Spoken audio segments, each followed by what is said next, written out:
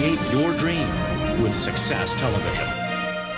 Can people truly change, reinvent themselves into more balanced, more caring, more productive individuals?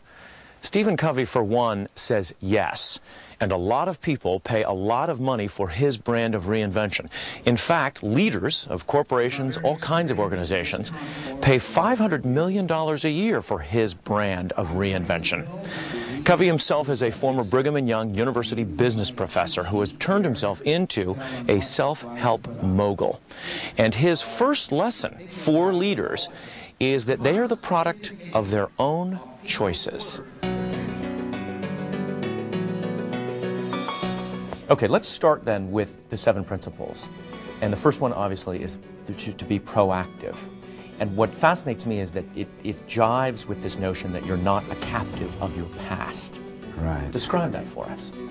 Well, most people tend to become deterministic, that they are a captive of their past or of their present circumstances or of the social weather that surrounds them or their physical weather. For their family. Their upbringing, what my parents did to me and so forth.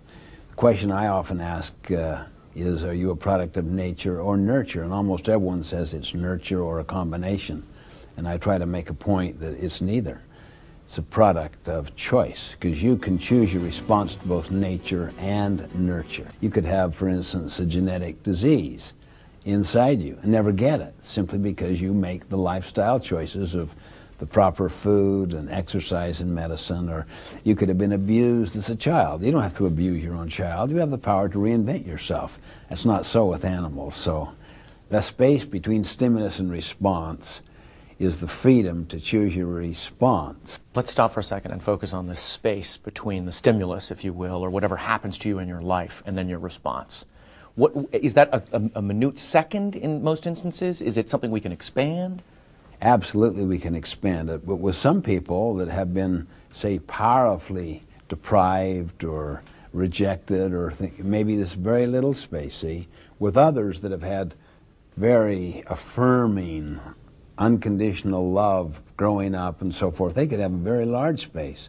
The point is, however small or large the space is, it can get larger if you will take responsibility and initiative and focus on it and use it little by little.